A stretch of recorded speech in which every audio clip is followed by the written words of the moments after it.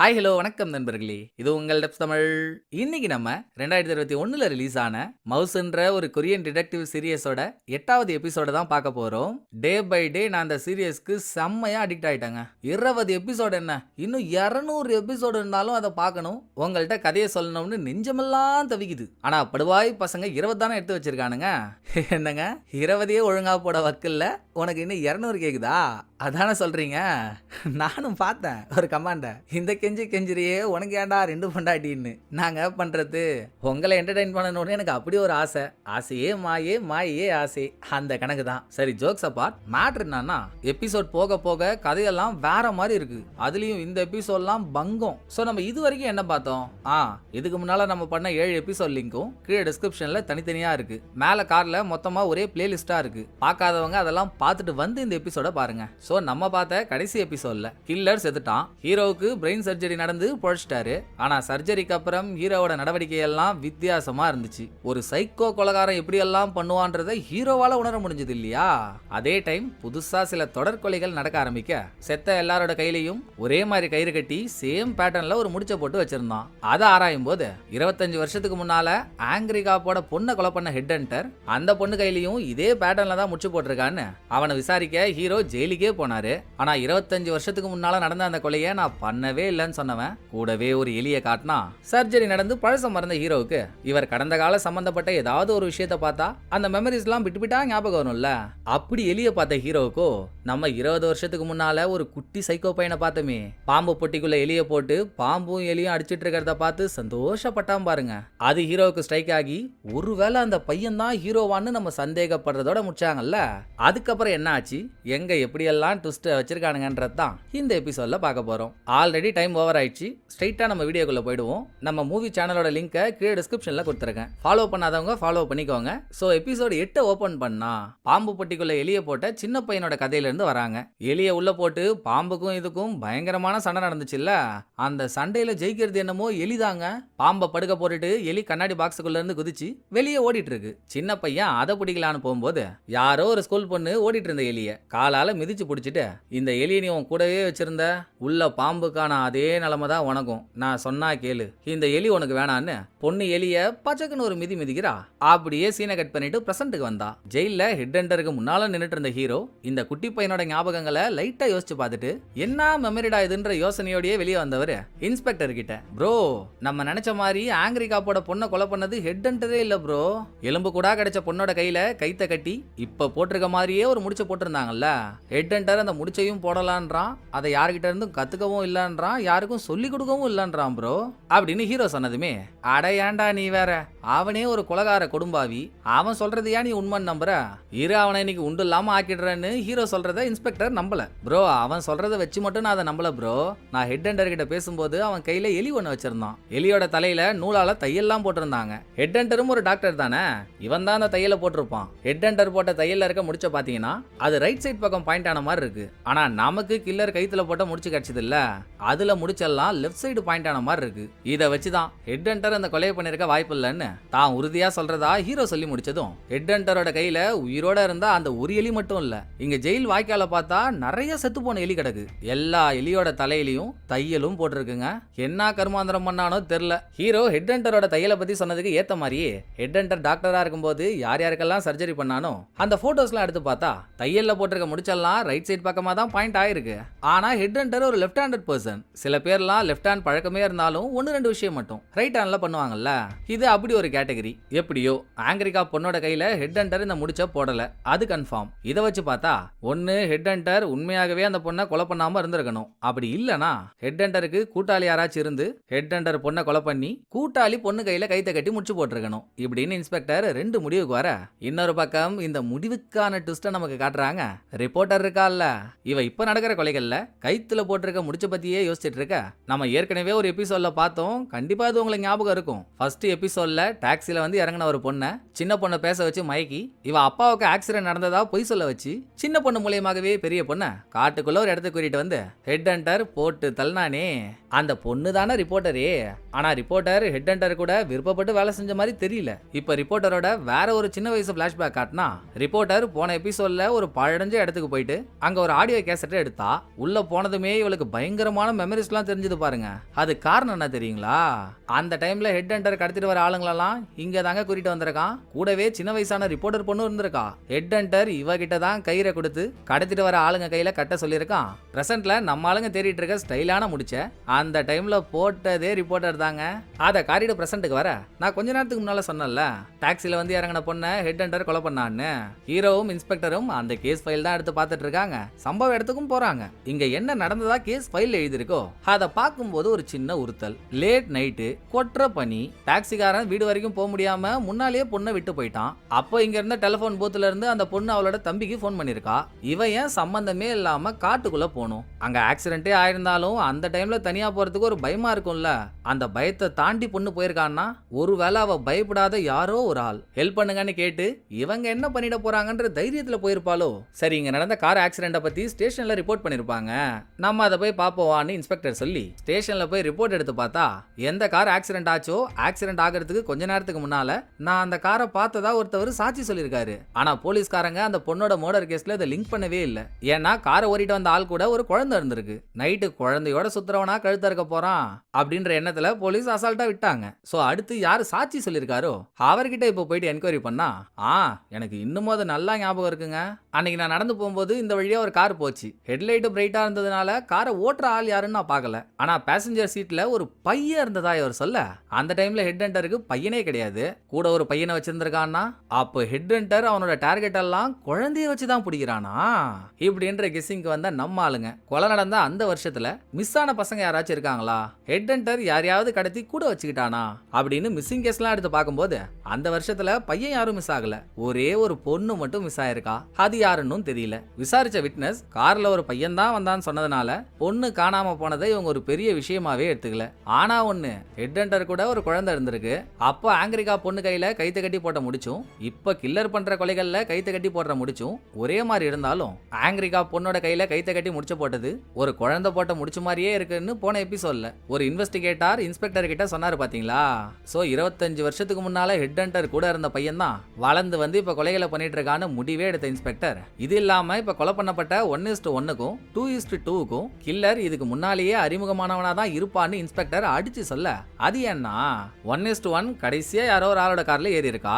அந்த இடத்தோட சிசிடிவி கேமராவை செக் பண்ணும்போது அவ சிரிச்சுக்கிட்டே கார்ல ஏறினான்றது தெரிஞ்சிருக்கு. தெரியாத ஆளை பார்த்து பல்ல அளிக்கிறதுக்கு அவன் என்ன பைத்தியமா? தெரிஞ்சதுனால தான் சிரிச்சுக்கிட்டே ஏறி இருக்கா. ரெண்டாவது 2:2 கொலை நடந்த இவளோட வீட்டு கதவை யாரும் உடச்சுக்கிட்டு உள்ள வரல. சோ இவளுக்கும் வந்தவனை ஏற்கனவே தெரிஞ்சதுனால தான் கதவை திறந்து உள்ள கூப்பிட்டுருக்கா. ஆனா இந்த 2 பேருக்கு சம்பந்தப்பட்ட எல்லாரோட லிஸ்டும் எடுத்தும் எதுவும் தேரல. ரைட்டு, ஒரு விஷயம் பாதியிலே ஸ்டக் ஆயிடுச்சுன்னா திரும்ப முதல்ல இருந்து வந்தாதான் ஒரு வழி கிடைக்கும். நம்ம மறுபடியும் கேஸ் சம்பந்தப்பட்ட எவிடன்ஸ்லாம் எடுத்து பார்ப்போம் வா அப்படின்னு ஹீரோ இன்ஸ்பெக்டர் 2 பேரும் எவிடன்ஸ் ரூமுக்கு வந்து இப்ப நடந்த கொலைகளோட எவிடன்ஸ் ஃபைல் எடுக்கும்போது இன்ஸ்பெக்டருக்கு ஒரு அதிர்ச்சி. இவர் உள்ள இருக்க பொருளெல்லாம் எப்படி பேக் பண்ணி வச்சிருந்தாரோ பாக்ஸை திறக்கும் போது அது அப்படி இல்ல. அப்ப எனக்கு தெரியாம யாரோ வந்து இதை திறந்துட்டாங்கடா அப்படின்னு இன்ஸ்பெக்டர் சொன்னதும், போயா பருவத்துக்கு வராத பப்பாளி, நான் தான் போன எபிசோட்லயே உங்ககிட்ட சொன்னேன் பாக்ஸை வச்சிருக்க அமைப்பு மாறி இருக்கு, உள்ள யாரோ வந்திருக்காங்கன்னு, கேட்டியா நீ அப்படின்னு ஹீரோ கழுவி ஊத்துனதும் இங்க இருக்க கேமராவை செக் பண்ணி ரிப்போர்ட்டர் தான் வந்தான்னு கண்டுபிடிச்சவங்க அவ ஆபீஸ்க்கு போனா அந்த டைம்ல அவ இல்ல.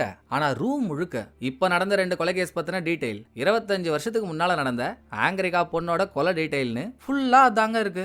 இதை வச்சு இவனடா பண்றான்னு யோசிச்சுட்டு இருக்கும் போதே ரிப்போர்ட்டர் ரூமுக்குள்ள வராளா. அவளை பார்த்ததும் ஹீரோவுக்கு ஒரு புதுவித ஃபீலிங், அவளை லவ் பண்ண மாதிரி. அது என்ன எழவோ இந்த பக்கம் இன்ஸ்பெக்டர், என்னாடி உன் சமாச்சாரம்?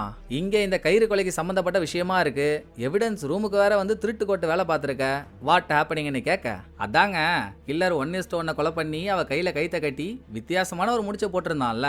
நான் 2:2 மர்டர் போட்டோலாம் பார்க்கும்போது அவ மணிக்கட்டிலையும் காயமா இருந்துச்சு. சோ அதே கில்லர் தான் இந்த பொண்ணையும் கொலை பண்ணி கையில கயிறு கட்டி சேம் முடிச்சு போட்டிருப்பானோ. ஆனா போலீஸ்காரங்க கயிறு எதையும் கண்டுபிடிக்கலையே. அப்ப இன்னும் அவ வீட்டுல தான் கயிறு இருக்கும்னு அதை தேடி தான் நான் 2:2 வீட்டுக்கு வந்தேன். அப்பதான் நீங்களும் ஹீரோவும் உள்ள வந்து நான் நம்ம பேசிட்டு இருந்தீங்களா. ஒளிஞ்சிருந்து அதை கேட்டதுக்கு அப்புறம் கயிறை ஒரு தடவை நேர்ல பார்த்தா நல்லா இருக்குமேனு எவிடன்ஸ் ரூமுக்கு வந்தேன் அப்படின்னு ரிப்போர்ட்டர் ஒரு விளக்கம் கொடுத்தும், ஏய் என்கிட்டே நடிக்கிற பத்தியா, 1:1 கொலை நடந்ததுக்கு அப்புறம் அவ கையில கயிறு கட்டி இருந்துச்சுன்னு மட்டும்தான் போலீஸ் சொன்னாங்க. அதுல போட்டிருக்க முடிச்ச பத்தி எல்லாம் சொல்லவே இல்லையே. உனக்கு எப்படி அந்த முடிச்ச பத்தி தெரிஞ்சது?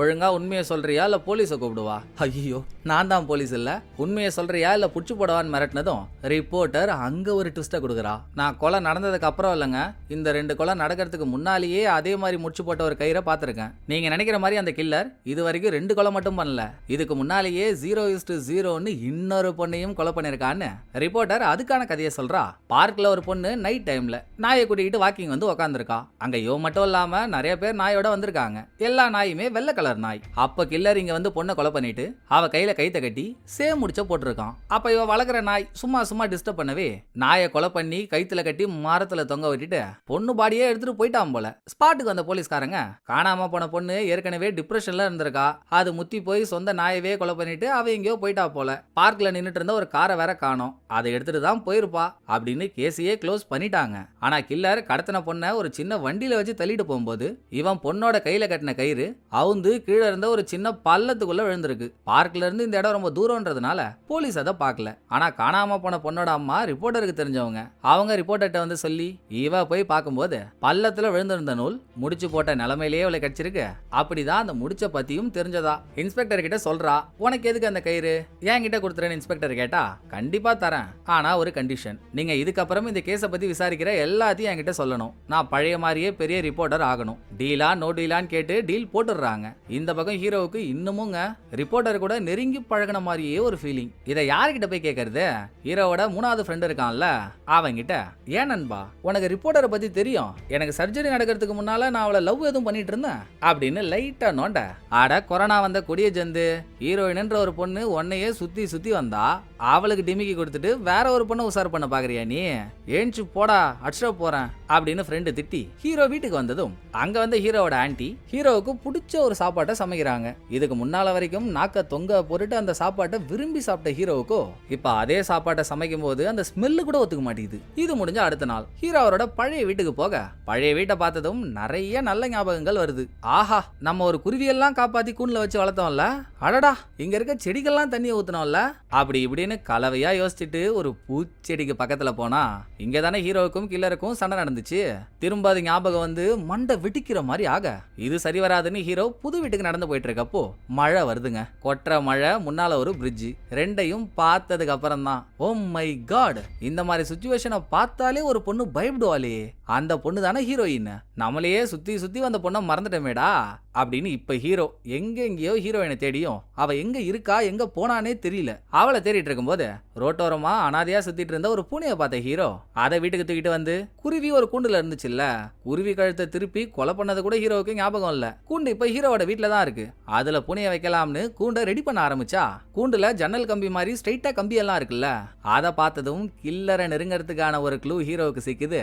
உடனே 2:2 வீட்டுக்கு அவசர அவசரமா இன்ஸ்பெக்டர் வர வச்ச ஹீரோ, வந்துட்டீங்களா ஜி, இங்க பாருங்களேன், நான் இதுக்கு முன்னாலேயே 0:0 1:1 வீட்டுக்கு போயிட்டு அவங்க ஜன்னல் கம்பி எல்லாம் போட்டோ எடுத்துட்டு வந்துட்டேன். நீங்க அவங்க வீட்டெல்லாம் பார்த்தா உள்ள எல்லா இடமுமே இத்து போய் அழுத பழசாதான் இருந்துச்சு. 2:2 வீட்டுல கூட பாருங்க, மேல செவரெல்லாம் இடிஞ்சு விழுந்து பழசாதானே இருக்கு.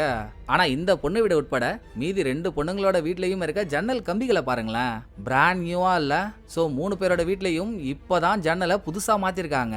3 வீட்லயும் ஜன்னலை மாத்தினது ஒரே ஆளா தான் இருக்கணும். சோ அவனை 3 வீட்டு பொண்ணுங்களுக்கும் நல்லா தெரிஞ்சிருக்கும். அவனை நல்லா தெரிஞ்சதுனாலதான் எந்த பயமும் இல்லாம செத்த பொண்ணுங்க அவனை நம்பி இருக்காங்க. நம்ப வச்சு அவன் பொண்ணுங்களை கொலை பண்ணிட்டான்னு பாயிண்ட பிடிச்ச ஹீரோ இந்த ஜன்னலெல்லாம் காசு கொடுத்து வாங்கி பிக்ஸ் பண்ணல, ஏதோ ஒரு அமைப்பு. வீட்டுல தனியா இருக்க பொண்ணுங்க பாதுகாப்பா இருக்கணும், அவங்க வீட்டுல சேஃபான ஒரு ஜன்னல் கம்பியை வைக்கணும்னு சொல்லி கேம்பெயின் ஒன்று நடத்தி கேம்பெயின்ல வாலண்டியரா வந்த சில பேர் அவங்க தான் வீடு வீடா போயிட்டு ஜன்னல் கம்பிகளை இன்ஸ்டால் பண்ணவங்க. சோ அந்த அமைப்பு இருக்க இடத்துக்கு ஹீரோ இன்ஸ்பெக்டர் இவங்க போக வாசல்லையே ஒரு வெள்ளை கலர் நாய் இருக்கு. கில்லரால தூக்கப்பட்ட 0:0 கிட்டையும் இதே மாதிரி ஒரு நாய் இருந்துச்சுல்ல, அதை பார்த்துட்டு ஹீரோ இன்ஸ்பெக்டர் கிட்ட சொன்னதும் இன்ஸ்பெக்டர் ஃபாரன்சிக் டீமுக்கு போனை போட்டு 0:0 காணாம போன இடத்துல அவளோட ஹேர் பேண்ட் ஒன்று கிடைச்சிருக்கும். அதுல அவ வளர்க்குற நாயோட முடி மட்டும் இல்லாம வேற ஏதாவது நாயோட முடி இருக்கான்னு பார்க்க சொல்ல, ஒருவேளை வேற நாயோட முடி இருந்து அது இங்க இருக்க நாயோட முடியோட மேட்ச் ஆயிட்டா இங்க வந்துட்டு போறவங்க மேல தானே இந்த நாயோட முடி இருக்கும். சோ இங்க வரவங்கல்ல யாரோ ஒரு ஆள் தான் கொலைகாரன்னு கன்ஃபார்ம் பண்ணிடலாம். அதுக்கான வேலையை பார்த்துட்டு உள்ள போய் என்கொயரி பண்ணா பெருசா எதுவுமே மாட்டல. ஏன்னா அந்த கேம்பெயினுக்கு எக்கச்சக்கமான வாலண்டியர் வந்து நிறைய இன்ஸ்டாலேஷன் பண்ணிருக்காங்க. நிறைய பேர் இருக்காங்கன்றதுனால இவங்க ரெக்கார்டை சரியா மெயின்டைன் பண்ணல. அதை இவங்க சொல்லிட்டு இருக்கும்போது இன்னொரு பக்கம் ஹீரோ இந்த ஆபீஸ்ல மாட்டி வச்சிருந்த ஒரு போட்டோவையே குறுகுறுன்னு பார்த்துட்டு இருக்காரு. ஒரு வீட்டுக்கு வெளியே 7-8 வாலண்டியர் சேர்ந்து போட்டோ எடுத்திருக்காங்க. அதை கொஞ்ச நேரம் பார்த்துட்டு எனக்கு இதோட ஒரிஜினல் போட்டோ கிடைக்குமான்னு ஹீரோ கேட்கவே, ஏன்டா அதுல நான் கண்டுபிடிச்சேன்னு இன்ஸ்பெக்டர் குழப்பமானா ஹீரோ ஒரிஜினல் போட்டோவை வாங்கி அதை ஜூம் பண்ணி காட்டி, இங்க பாத்தீங்களா இந்த வீட்டுக்கு வெளியே ஆம போட்டோ ஒன்று ஒட்டி இருக்கு. 2:2 வீட்டுக்கு வெளியவும் இதே ஆம போட்டோ தாங்க ஒட்டி இருக்கும். அப்படின்னா இந்த போட்டோ 2:2 வீட்டுக்கு வெளியே எடுத்த போட்டோ. இங்க இருக்கிற 7 பேர்ல யாரோ ஒருத்தவங்க தான் 2:2 வீட்டுக்கு வந்து ஜன்னலை பிக்ஸ் பண்ணிருக்காங்க. அப்ப இதுல ஒரு ஆள் தான் கொலைகாரனா இருப்பான்னு ஹீரோ 2:2 வீட்டுக்கு வெளியே இருக்க ஆம போட்டோ உட்பட காட்டினதும், அடேங்கப்பா எப்படிரா இது எப்படி உனக்கு தெரியும்னு இன்ஸ்பெக்டர் ஜர்க்கானதும், போன தடவை இந்த வீட்டுக்கு வந்துட்டு போனோம்லங்க, போற போக்குல அதை பார்த்தேன், ஞாபகம் இருந்துச்சு, அதை வச்சுதான் பிடிச்சேன்னு ஹீரோ சொன்னா. டேய் இதுக்கு முன்னால வாய்ஸ் வராத வாத்து மாதிரி பேசவே மாட்டேன், பிரெயின்ல சர்ஜரி நடந்ததுக்கு அப்புறம் பெரிய ஜீனியஸ் ஆயிட்ட போலியே, என்னமோ சொல்றியாடா பையா டேய் அப்படின்னு இன்ஸ்பெக்டர் பாராட்டினதோட இவங்க பார்த்த போட்டோல யார் யாரெல்லாம் வாலண்டியரா இருக்காங்களோ அவங்கள மொத்தமா கூப்பிட்டு நீங்க பண்ண சேவையை பாராட்டி நாங்க உங்களை இன்டர்வியூ எடுக்க போறாங்க அப்படின்னு ஃபர்ஸ்ட் 7 பேரோட கையிலையும் ஒரு பாக்ஸை கொடுத்து ஒரு நூலால அந்த பாக்ஸை கட்டி முடிச்சு போட சொல்றாங்க. அடுத்து ஒவ்வொருத்தவங்களும் வாலண்டியரா வேலை செய்யறது எப்படி இருக்குன்றத தனித்தனியா அவங்களையே விளக்க சொல்ல இதெல்லாம் ஹீரோ பக்கத்திலேயே இருந்து பார்த்து அவங்க பேசினதை வீடியோவாகவும் எடுத்து வச்சிடுறாங்க. பேசின 7 பேர்ல ஜோங்ன்ற ஒரு வயசானவர் இருக்காரு. ரிப்போர்ட்டர் அவர் மேலதான் சந்தேகப்படுறா, அவரோட நடவடிக்கையே சரியில்லைன்னு. ஆனா ஹீரோவோட கருத்து வேற மாதிரி இருக்கு. சேச்சா அந்த ஆள் இல்லைங்க, ஊன்ற ஒரு நடுத்தர வயசு ஆள் இருக்கான்ல அவன் தான் கொஞ்சம் ஃபால்ட்டா இருக்கான். பாருங்களேன், இன்டர்வியூல அவங்க வேலையை எக்ஸ்பிளைன் பண்ற எல்லாரும் கையை சாதாரணமா வச்சுக்கிட்டு அவங்களோட வேலையை பத்தி சொல்றாங்க.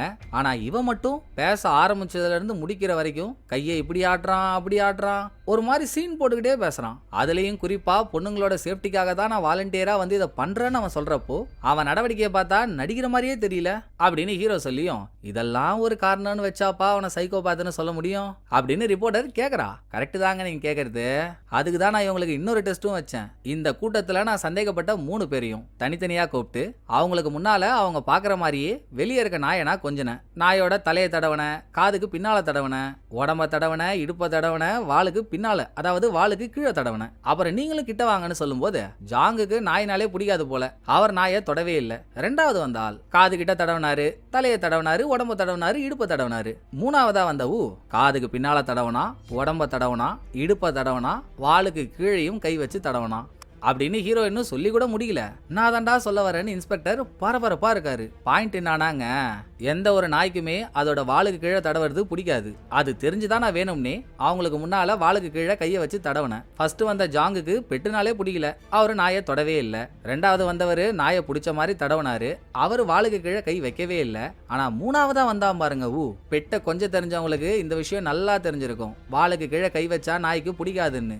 ஆனாலும் அவன் வாளுக்கு கீழே கை வச்சு தடவனா நான் என்ன பண்ணனோ அதை அவன் பார்த்து அப்படியே பண்ணிருக்கான். ஈயச்சான் காப்பி அடிக்கிறதுலே தெரியல, அவனுக்கு நாய்னா பிடிக்காது, இருந்தும் நம்ம முன்னால நாயை பிடிச்ச மாதிரி காட்டிக்கிறதுக்கு நான் பண்ணதை அப்படியே பண்ணிருக்கான்னு இதோட நம்ம கிட்ட ஒரு பாக்ஸை கொடுத்து அதுல கைத்த கட்டி முச்சு போடுறான்னு சொல்லும் போது அவன் அவனோட ரைட் ஹேண்டால முச்சு போட்டான். ஆனா இதுக்கு முன்னால இவனை எடுத்த வேற ஒரு வீடியோவை பாருங்களேன், பயபுள்ள லெஃப்ட் ஹேண்டால பேனா வச்சுட்டு எழுதிட்டு இருக்கு. சோ இவன் ஒரு லெஃப்ட் ஹேண்டட் பர்சன், ஆனா அதை நம்ம கிட்ட காட்டிக்க கூடாதுன்னு ரைட் ஹேண்ட்ல முச்சு போட்டிருக்கான் அப்படின்னு ஹீரோ ஒரு பொலந்ததும், எப்பா டேய் சைக்கோ பேத்த பத்தி வாழ்நாள் முழுக்க ரிசர்ச் பண்ணாலும் எவனுக்கும் இவ்வளோ விஷயம் தெரியாதரா, பின்னி பெடல் எடுக்கிறியே அப்படின்னு இன்ஸ்பெக்டர் ஹீரோவை பாராட்ட பக்கத்துல இருந்த ரிப்போர்ட்டரோட மூக்கு ஹீரோவை குறி வைக்குது. அப்படியே இந்த சீன் முடிய அந்த பக்கம் காட்டினா அடிக்கடி ஹீரோயின் ஒரு டம்மி பீஸ நினைச்சு பயப்படுவாள்ல, போன எபிசோட்ல கூட ஜெயில இருந்து ரிலீஸ் ஆனானே, அவனுக்கும் ஊக்குன்னா லிங்க்னு தெரியல, அவன் வந்து மீட் பண்றான். அதுவும் டம்மி பீஸ் மெயினா கேட்கறது, நான் சின்ன வயசுல மாட்டுறதுக்கு ஒரு பொண்ணு காரணமா இருந்தாலே அவளை இப்ப நான் பார்த்து மன்னிப்பு கேட்கணும்,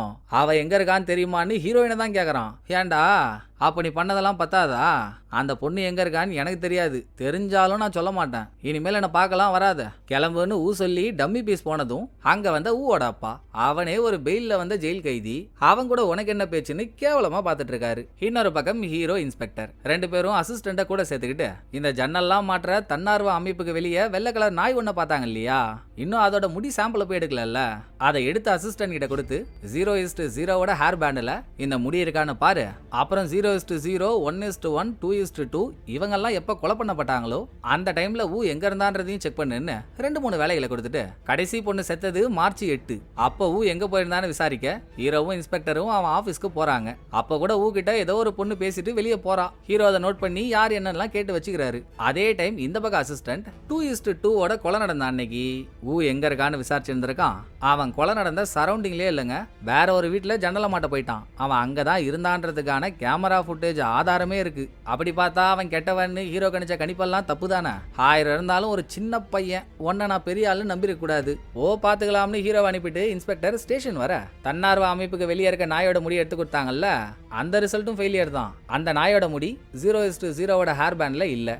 ஆனா ஒண்ணு, நடக்கிற கொலைகள்ல இவர் தான் சஸ்பெக்ட்னு ஒரு ஆளை புதுசா அரெஸ்ட் பண்ணிருக்காங்க. ரிப்போர்ட்டர் ஜாங்குன்ற ஒரு ஆள் மேல சந்தேகப்பட்டால, வாலண்டியரா இருந்தவரு, அவரை தான் போலீஸ் கூட்டிட்டு வந்து விசாரிச்சிட்டு இருக்காங்க. பட் அவரோ சத்தியமா நான் எந்த கொலையும் பண்ணலங்க, என் பொண்ணு வயசுல இருக்கிற பொண்ணுங்களை நான் ஏங்க கொலை பண்ண போறேன்.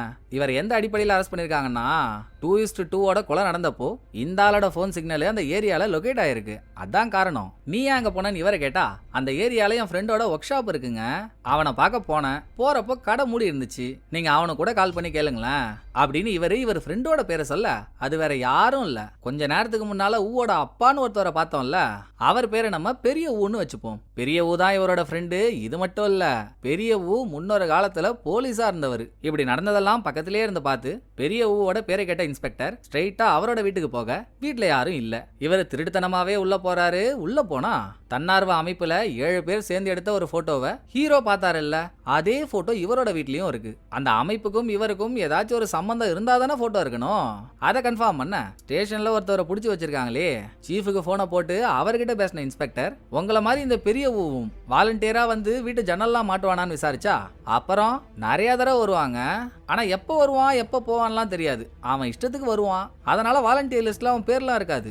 ஏன் நாங்க 2:2 வீட்டுக்கு வெளியே 7 பேர் சேர்ந்து போட்டோ எடுத்தோம்ல, அந்த போட்டோ எடுத்த போட்டோகிராஃபரே பெரிய ஊதான், அவன் தான் எங்களை எல்லா இடத்துலயும் நிறுத்தி வச்சு போட்டோ எடுப்பான்னு ஜாங் சொன்னதுக்கு அப்புறம் தான் இன்ஸ்பெக்டருக்கு புரியுது ஹீரோ சொன்னது கரெக்டு தான், கொலகாரன் ஊதான், ஆனா சின்ன ஊ இல்ல. நல்லா வாரமலர் அட்ட பக்கத்துல வந்த வாரணாசி குரங்கு மாதிரியே ஒருத்தன் இருக்கான்ல பெரிய ஊ, அவன் தான் முடிவெடுக்க இந்த பக்கம் ஸ்டேஷன்ல இருந்த ஹீரோவுக்கு எதர்ச்சியா ஹீரோயின் எங்க தங்கி இருக்கான்ற அட்ரஸ் தெரிய வருதுங்க. சூப்பர், நம்மால் எங்க இருக்கான்னு தெரிஞ்சுட்டா போய் ஒரு விசிட்ட போட்டு வந்துட வேண்டியதுதான் அப்படின்னு நைட் டைம்ல ஹீரோயினோட வீட்டு வாசலுக்கு போக உள்ள ஒரே இருட்டா இருக்கு, ஆள் யாரும் இல்லன்னு ஹீரோ நினைக்கிறாரு. பட் ஹீரோயினோட வீட்டுக்குள்ள மூஞ்சில மாஸ்க் எல்லாம் போட்டுட்டு இருந்த ஒருத்தவன் ஹீரோயினோட வாயை பொத்தி அவளை புடிச்சு வச்சிருக்கான். உள்ள இருந்து எந்த சத்தமும் கேட்கல.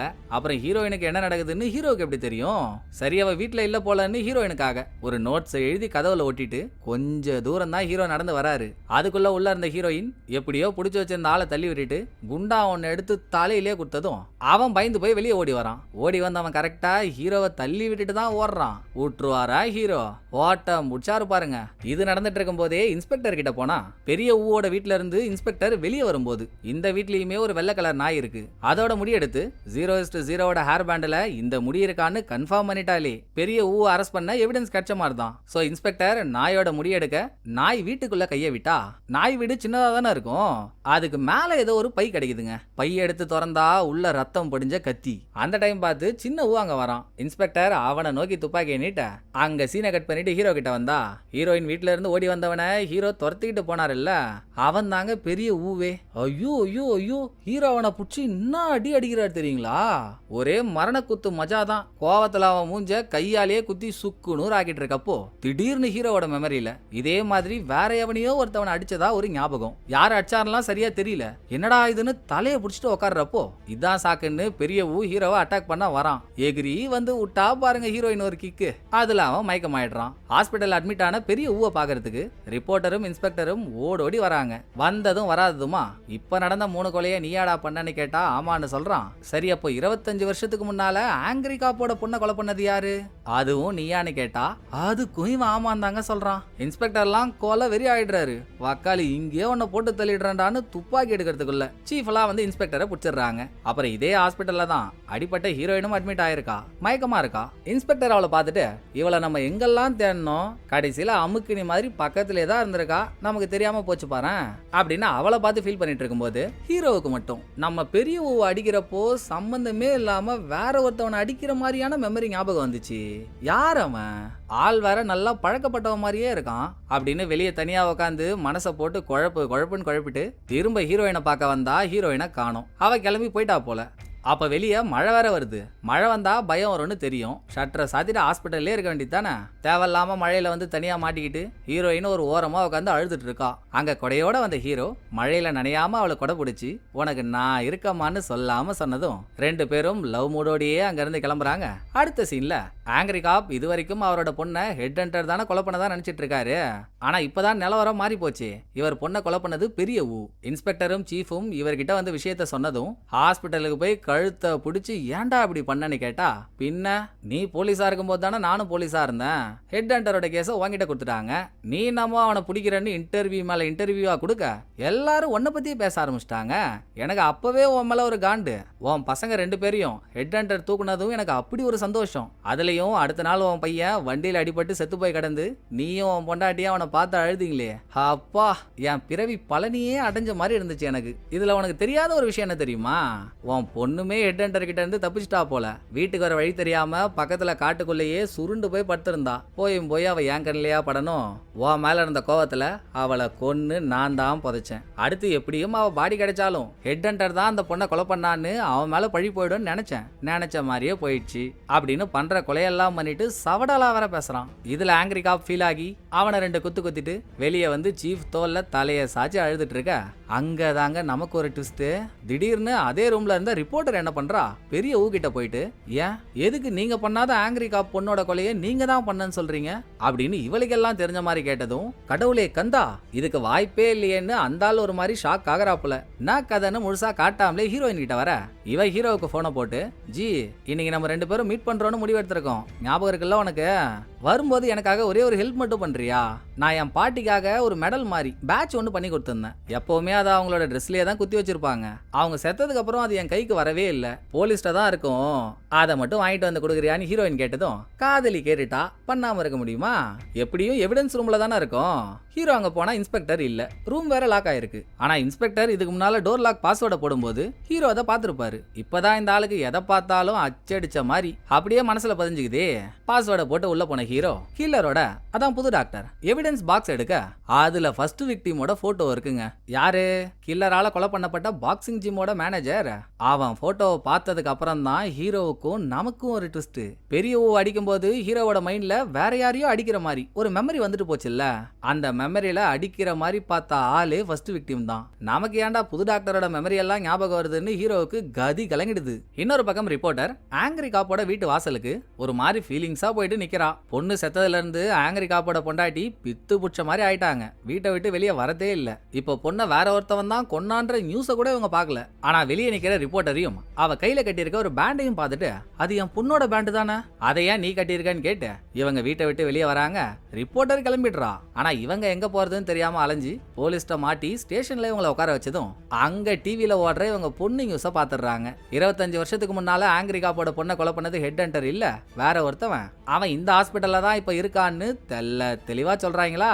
இவங்க டிவியவே பார்த்து கையை காட்டினதும் இவங்களுக்கு தெரிஞ்சவங்க அந்த ஹாஸ்பிட்டல்ல தான் இருக்காங்க போலன்னு பெரிய எந்த ஹாஸ்பிட்டல்ல இருக்கானோ போலீஸ் அந்த ஹாஸ்பிட்டலுக்கு இவங்களை கூட்டிட்டு வராங்க. இதுக்கு நடுவுல ஹீரோ நம்ம புது டாக்டரோட மெமரி எல்லாம் பாக்குறோம்னு தெரிஞ்சதும் ஒரு நிமிஷம் கூட வேஸ்ட் பண்ணல. இவருக்கு ஆபரேஷன் பண்ண டாக்டர்கிட்டயே போயிட்டு பிரச்சனை எல்லாம் சொன்னா அது ஒன்னும் இல்லைங்க, சர்ஜரிக்கு முன்னால நீங்க கில்லரால கொலை பண்ணப்பட்ட ஆளுங்களோட கேஸ் ஃபைல்லாம் எடுத்து பார்த்திருப்பீங்க. இப்போ நீங்க கேஸ் ஃபைல்ல பார்த்த அந்த விஷயம் தான் ஞாபகம் வந்திருக்கும். கொஞ்சம் கொஞ்சமா தேறி வரீங்கல்ல. சோ எது உங்க ரியல் லைஃப்ல நடந்தது எது ஃபைல்ல பார்த்ததுன்னு தெரியாம கன்ஃபியூஸ் ஆகுறீங்க. போக போக அதுவும் சரியாயிடும். நான் வேணா மாத்திரை எழுதி தரேன்னு இவர் வேற சில மாத்திரைகளை பிரிஸ்கிரைப் பண்ண அதுல ஒரு மாத்திரையை பார்த்ததும் இதை நம்ம எங்கேயோ பார்த்திருக்கமேன்னு ஹீரோவுக்கு ஒரு சந்தேகம். குடுகுடுன்னு எவிடன்ஸ் ரூமுக்கு போய் அதுல 4th விக்டிம் இருக்கால யூடியூபர், மக்களுக்கு முன்னால வீடியோல நிறைய சாப்பிட்டுட்டு வீடியோ கட்டானதும் சாப்பிட்டதெல்லாம் வாந்தி எடுப்பாள்ல, அவ வீட்லயுமே இதே மாதிரி ஒரு மாத்திரையை கண்டுபிடிச்சு எடுத்திருப்பாங்க. ஹீரோ எவிடன்ஸ் பாக்ஸ்ல அதை பார்த்துட்டு அந்த பொண்ணோட அம்மாவுக்கே கால் பண்ணி உங்க பொண்ணுக்கு எதுவும் பிரெயின் சர்ஜரி நடந்துச்சு அப்படின்னு என்கொயரி பண்ண நடந்திருக்கு. எப்படி பிரெயின் சர்ஜரி ஆன ஹீரோவுக்கு இந்த மாத்திரையை கொடுத்துருக்காங்களோ அதே மாதிரி தான் அந்த பொண்ணுக்கும் சர்ஜரி ஆனதுக்கு அப்புறம் இந்த மாத்திரையை கொடுத்துருக்காங்க. பட் மாத்திரையை கண்டுபிடிக்கும் போது எல்லாரும் என்ன நினைச்சுக்கிட்டாங்க, அதிகமா சாப்பிட்டா வெயிட் போட்டுரும்னு நினைச்சுக்கிட்டு அதிகமா சாப்பிட்டாலுமே சாப்பிட்டதை வாந்தி எடுக்கிறதுக்காகத்தான் இந்த மாத்திரையை யூஸ் பண்றதா நினைச்சாங்க. ஆனா இது சர்ஜரிக்கு அப்புறம் போடுற மாத்திரை. இதையும் ஹீரோ சர்ஜரி பண்ண டாக்டர் டே கேட்டு கன்ஃபார்ம் பண்ண, அவளுக்கு அந்த மாத்திரையை பிரெஸ்கிரைப் பண்ணதே நான் தான்ப்பா. பாவம் சர்ஜரிக்கு அப்புறம் அவளுக்கு ஸ்மெல் பண்ற இதே போயிடுச்சு. நல்ல பொண்ணு தான் போய் சேர்ந்துட்டான் டாக்டர் சொல்ல.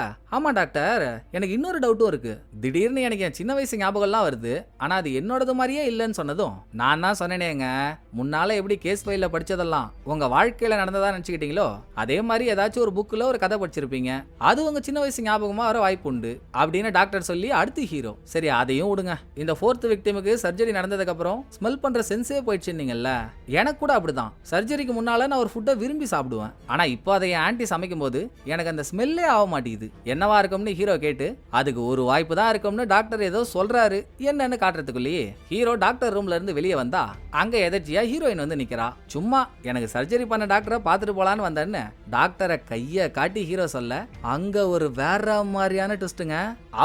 அவர் உனக்கு சர்ஜரி பண்ணலையே, கொஞ்சம் வயசான ஆள் தான் உனக்கு சர்ஜரி பண்ணாரு, நான் பார்த்தனே அப்படின்னு ஹீரோயின் சொன்னதோட ஒரு பிளாஷ்பேக் போனா, இவ ஹாஸ்பிட்டல் அட்மிட் ஆயிருந்த கில்லரை கொலை பண்ணால பக்கத்து ரூம்லயே தான் ஹீரோ இருந்திருப்பாரு. அப்ப உள்ள ஒரு வயசான டாக்டர், அப்புறம் இப்ப ஹீரோ போய் பேசிட்டு வந்த டாக்டர், 2 பேரும் நின்னு வயசான ஆள் தான் ஹீரோவுக்கு சர்ஜரி பண்ண போறாருன்ற மாதிரி பேசிட்டு இருந்திருப்பாங்க. நான் அவ புது கதை சொல்றான்னு திரும்ப டாக்டர்கிட்ட போன ஹீரோ, எனக்கு வேற யாராச்சும் சர்ஜரி பண்ணாங்களான்னு கேட்டா, நான் பெருமைக்காக சொல்றேன்னு நினைக்காதப்பா, கொரியாவிலேயே பிரெயின் சர்ஜரினா அதுக்கு ஒரே ஆள் நான் மட்டும்தான். ஏன் ஹாஸ்பிட்டலுக்கே வந்து வேற யாரையாச்சும் பண்ண விட்டுருவானா, எங்க அம்மா சத்தியமா நான் தான் உனக்கு ஆபரேஷன் பண்ணேன் அப்படின்னு டாக்டர் சொல்ல, இதை கேட்டுட்டு ஹீரோ வெளியே வரும்போது கண்ணாடியில டாக்டரோட மூஞ்ச பாக்குறாரு. இந்த சோழர் கால சோப்பு டப்பாவோட மூஞ்சே சரியில்லையே, ஏதோ பொய் சொல்றான் போலன்னு ஹீரோவுக்கு புரிஞ்சு போச்சு. பாத்ரூம்ல போயிட்டு என்னன்னு மண்டையை போட்டு உருட்டும் போது சடனா ஹெட் ஹண்டர் ஞாபகத்துக்கு வரான். ஓப்பனிங்ல ஹெட் ஹண்டரை பார்க்க ஜெயிலுக்கு போறப்போ அவன் கையிலேயே தலையில தையல் போட்ட எலி ஒண்ணு இருக்கும். ஜெயில் வாய்க்கால வேற தலையில தையல் போட்ட நிறைய எலி செத்து போய் கிடக்கும்ல, ஒருவேளை ஃபர்ஸ்ட் எலிக்கு ஆபரேஷன் பண்ணி பார்த்துட்டு அடுத்து நமக்கு எதுவும் வேலை பார்த்துருப்பானோ அப்படின்னு ஹீரோவோட மனசு அலைப்பாய. இதே டைம் போலீஸ்காரங்க ஆங்கிரிகாப்போட பொண்டாட்டியே இந்த ஹாஸ்பிட்டல் கூட்டிட்டு வந்தாங்களே, அவங்க போலீஸ்க்கே தெரியாம எஸ் ஆகி கையில ஒரு கத்தி எடுத்து பெரிய ஊவோட ரூமுக்கு வந்து குத்தி கிழிச்சு கொலை பண்ணிட்டாங்க. அப்போன்னு பார்த்துதான் இன்ஸ்பெக்டரும் நம்ம தேடின மாதிரியே ஒரு கில்லர் மாட்டிக்கிட்டான், பெரிய ஊவை கொலை பண்ணிட்டு ஜெயிலுக்கு போய் ஹெட் ஹண்டரையும் போட்டு தள்ளிட வேண்டியதான்னு ஆசாசியா வந்தாருங்க. இவர் வரத்துக்குள்ளதான் பெரிய ஊவுக்கு ஊன்னு ஊதிட்டாங்களே, ஸ்டன் ஆகி நிக்க ஆங்கிரிகாப்புமே வந்துடுறாரு. யாரு கொலை பண்ணிருந்தா என்ன, என் ஆசை ஜெயிலுக்கு போகணும், அது நடந்தா போதும்னு, சார் நான் எவ்வளோ அழகா உங்க பொண்ணை எவன் கொலை பண்ணானோ அந்த உண்மையான கொலைகாரனெல்லாம் கண்டுபிடிச்சு கொடுத்தேன், எனக்கு ஒரே ஒரு ஹெல்ப் மட்டும் பண்ணுங்க சார், இந்த கொலையை நான் தான் பண்ணன்னு மட்டும் சொல்லுங்க. ஹெட் ஹண்டர் உங்க பொண்ணை கொலை பண்ணலனாலும் எத்தனை பேரோட வாழ்க்கையை அழிச்சான், ஜெயிலுக்கு போய் நான் அவனை பாத்துக்கிறேன் சார் அப்படின்னு போலீஸ் வரத்துக்கு முன்னால ஆங்கிரிகா பொண்டாட்டியோட கையில இருந்து கத்தியை இவர் வாங்கி இவர் தான் பெரிய ஊவை கொலை பண்ணதா சொல்லி அரெஸ்ட் ஆகி போயிடுறாரு. லாஸ்டா ஹெட் ஹண்டர் தான் ஏதோ ஒரு வேலையை பார்த்துருப்பான்னு ஹீரோவுக்கு சந்தேகம் வந்துருச்சுல்ல. சோ அந்த ஆளோட போட்டோ ஒன்று ஹீரோயினுக்கு அனுப்பி எனக்கு சர்ஜரி பண்ண டாக்டர் இவனான்னு பார்த்து சொல்லுன்னு கேட்டா, உங்க அக்கா மக்கா அவனே தான் ஹீரோயின் சொல்றா. நடக்கிற இவ்வளோ பிரச்சனை பத்தாதுன்னு டம்மி பீஸ் வேற பெரிய ஊ ஹீரோயினோட வீட்டுக்கு வந்து அட்டாக் பண்ணதுமே இந்த மாதிரி ஒரு சம்பவம் நடந்துருச்சுன்னு ஹீரோயின் ஃபேஸோட டிவி நியூஸ்ல போட்டிருப்பாங்க. இவன் தான் ஹீரோயினை தேடிட்டு இருந்தானே, இவன் என்னமோ சாரி கேட்க தான் ஹீரோயினை தேடுறதா சொன்னான். ஆனா இவன் மூஞ்சில 300 நம்பியார் ஓடும் போதே தெரியல இவன் என்ன பண்ணுவான்னு ஹீரோயின் இருக்க இடத்த கண்டுபிடிச்சு ஹீரோ கிட்ட போன்ல பேசிக்கிட்டே நடந்து போற ஹீரோயினை பார்த்து, பரவாயில்லையே நம்ம சின்ன பொண்ணா பார்த்தவ இப்ப வளர்ந்து பயங்கரமான ஆளாயிட்டா அப்படின்னு ஒரு நம்மட்டு சிரிப்பு சிரிக்கிறான். அந்த பக்கம் ஸ்ட்ரெயிட்டா ஜெயிலுக்கு வண்டியை விட்ட ஹீரோ ஹெட் ஹண்டரை மீட் பண்ணி, டேய் கல்யாணம் ஆகாத காட்டுவோனா, என்னடா பண்ண என் மண்டையில, எனக்கு ஏன்டா புது டாக்டரோட மெமரி எல்லாம் ஞாபகம் வருது அப்படின்னு ஆக்ரோஷமா கேட்டுட்டு இருக்கும் போதே எபிசோட் முடியுதுங்க. எப்படி இந்த எபிசோட்ல வந்த சர்ப்ரைஸ் எல்லாம் தரமா இருந்துச்சுல்ல, யார் மூலையில யாருன்னு வெறியான எண்டிங்கை கொடுத்து என்னவா இருக்கும்னு நம்மளை யோசிக்க வச்சு பரிதவிக்க விட்டானுங்க. இதுக்கப்புறம் என்ன ஆகுதுன்றதை வெயிட் பண்ணி அடுத்த எபிசோட்ல பாத்துருவோம். சோ இந்த எபிசோட் உங்களுக்கு பிடிச்சிருக்கோன்னு நம்புறேன். அடுத்த ஒரு நல்ல எபிசோட்ல நான் உங்களை மீட் பண்றேன். இந்த வீடியோ உங்களுக்கு பிடிச்சிருந்தா லைக் பண்ணிடுங்க, எப்படி பண்ணிருக்கன்றத மறக்காம கமெண்ட்ல சொல்லிடுங்க. தேங்க்யூ, டடா பாய்.